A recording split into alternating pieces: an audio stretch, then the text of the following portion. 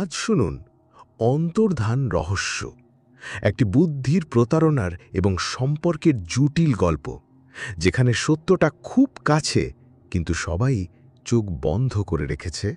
শুরু হচ্ছে এখনই। অজিত ১৯৫২ সালের এক গ্রীষ্মের সকাল। কলকাতা শহরের গায়ে তখনও ভোরের আলো টানাটানি করছে। আমাদের ছোট্ট ব্যাচেলার ঘরটায় হঠাৎ কড়া নাড়ল এক অচেনা হাত। ব্যোমকেশ। কে? নলিনী সেন। আমি নলিনী সেন। আপনাদের কাছে এসেছি একটা বড় বিপদে পড়ে।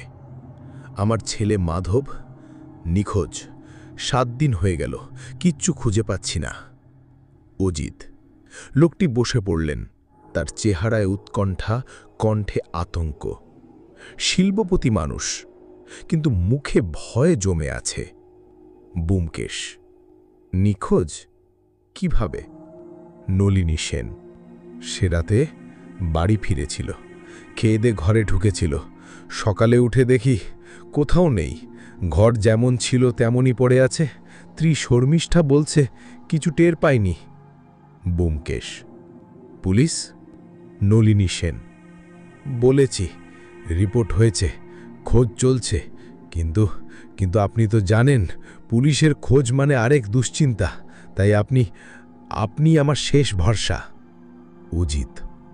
আমার দিকে একবার তাকিয়ে ব্যোমকেশ মৃদু মাথা নাড়ল। ব্যোমকেশ। আপনার ছেলের ঘরটা দেখতে হবে, চলুন, আজ বিকেলেই আসছি। অজিত। বিকেলে পৌঁছালাম নলিনী সেনের বাগান বাড়িতে। ২ তলা বিশাল অট্টালিকা, কিন্তু ভিতরের বাতাস থমথমে, চুপচাপ, যেন কিছু লুকিয়ে আছে। অবিনাশ। আমি সেক্রেটারি। অবিনাশ। ওটাই মাধববাবুর ঘর। ব্যোমকেশ। দরজা খোলা ছিল? না, লকড ছিল। পুলিশ এসে খুলেছিল। ব্যোমকেশ। বিছানায় চাদর ভাজা নেই, টেবিলে ১ কাপ চা, খবরের কাগজ পড়ে আছে। দরজা ভিতর থেকে লক ছিল না? ছিল না। ব্যোমকেশ। অদ্ভুত, কেউ কি বাইরে থেকে ডাকেছিল ওকে? শর্মিষ্ঠা। আমি কিছু বুঝতে পারছি না। সেই রাতে আমি ঘুমিয়েছিলাম, সকালে উঠে দেখি মাধব নেই। ব্যোমকেশ। মাধব কি মানসিকভাবে ঠিক ছিলেন? কোনো সমস্যা? ও একটু বদলে গিয়েছিল। মাঝে মাঝে ফোনে ফিসফিস করে কথা বলতো, রাত করে ফিরত। অজিত। আমাদের মনে হচ্ছিল কিছু একটা লুকোচ্ছে এই বাড়ির সবাই, কিন্তু কে? ইন্সপেক্টর পুরকায়স্থ। মিস্টার বক্সি, আমরা একটা চিঠি পেয়েছি মাধবের ডেস্কে, হয়তো এটা কাজে লাগবে। ব্যোমকেশ। তুমি জানো তুমি কি করেছ? তুমি পালাতে পারবে না। একটু থেমে। অজিত, এবার খেলাটা জমে উঠছে। অজিত। আমি জানতাম এ গল্পটা কেবল নিখোঁজের নয়, এটা আরও গভীর, আরও অন্ধকার কিছু। মাধব কি নিখোঁজ, নাকি নিজেই অন্তর্ধান ঘটিয়েছে? কে হুমকি দিচ্ছে তাকে? তার স্ত্রী? তার বাবার কেউ? নাকি বাগান বাড়ির ভিতর লুকিয়ে আছে আরেকজন? অজিত। পরদিন সকালে চা খেতে খেতে ব্যোমকেশ চুপ করেছিল। আমি জানতাম ওর মাথায় কিছু ঘুরছে। ব্যোমকেশ। অজিত, তুমি কি খেয়াল করেছ মাধবের ঘরে কোনো সংগ্রামের চিহ্ন ছিল না। ঘর তেমনি ছিল, চা রাখা, খবরের কাগজ খুলে রাখা। অজিত। মানে এই মাধব স্বেচ্ছায় বেরিয়েছে, কিন্তু কোথায়, কেন, আর কার সঙ্গে? আমরা ফের নলিনী সেনের বাড়িতে গেলাম। এবার ব্যোমকেশ একা শর্মিষ্ঠার সঙ্গে কথা বলতে চাইল। ব্যোমকেশ। আপনি বলেছিলেন মাধব পাল্টে গিয়েছিল, কারো সঙ্গে সম্পর্ক ছিল কি? শর্মিষ্ঠা। আমি নিশ্চিত না, তবে কিছুদিন আগে ওর পুরনো প্রেমিকা এসেছিল, নাম সুচরিতা। ও এখন বিদেশে থাকে, কয়েকদিন কলকাতায় ছিল। ব্যোমকেশ: আপনি দেখেছেন ওকে?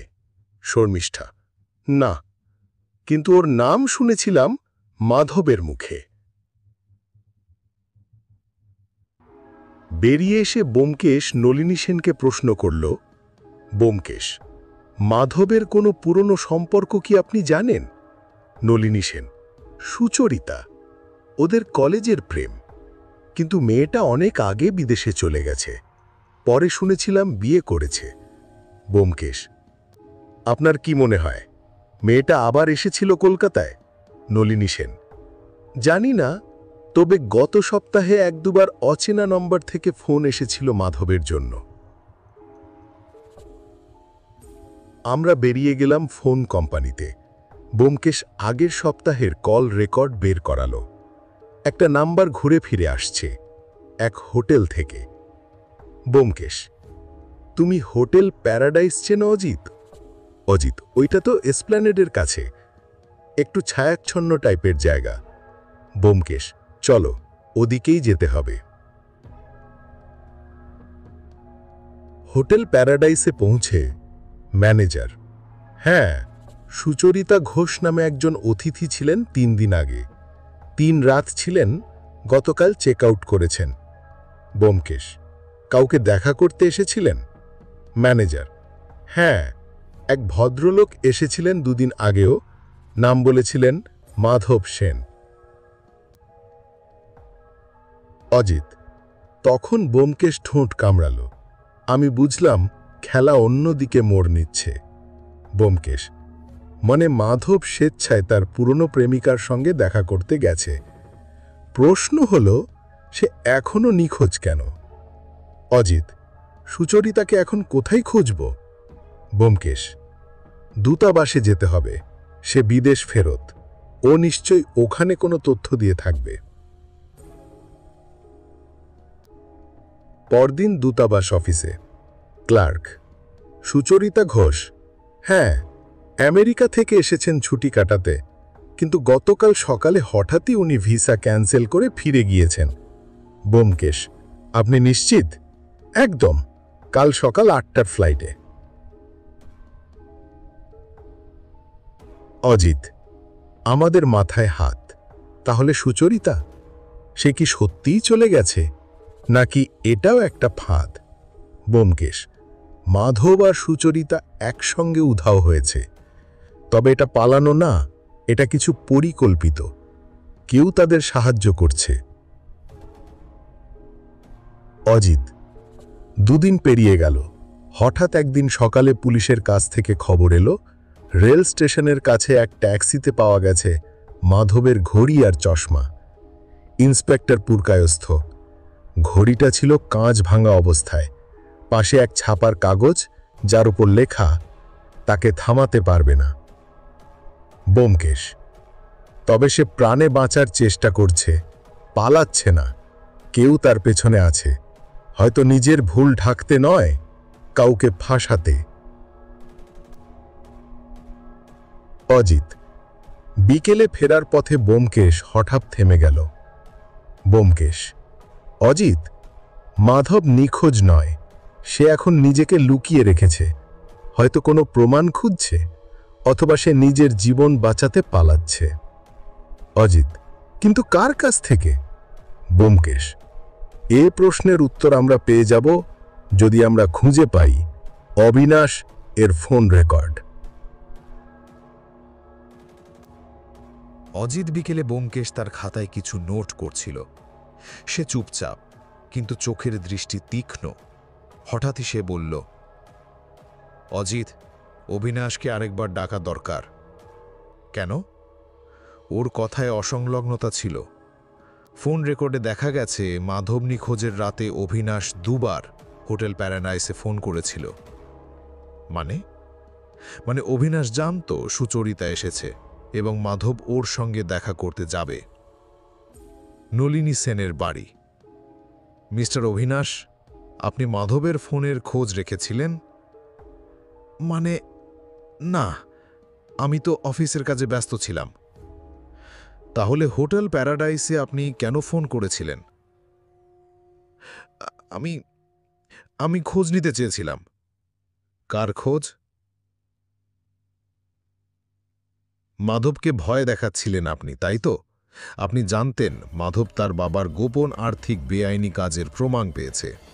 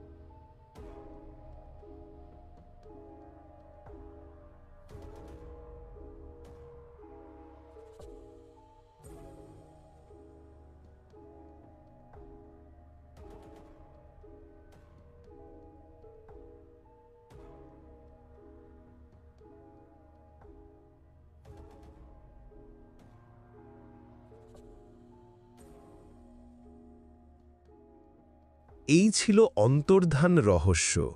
আমরা আবার ফিরব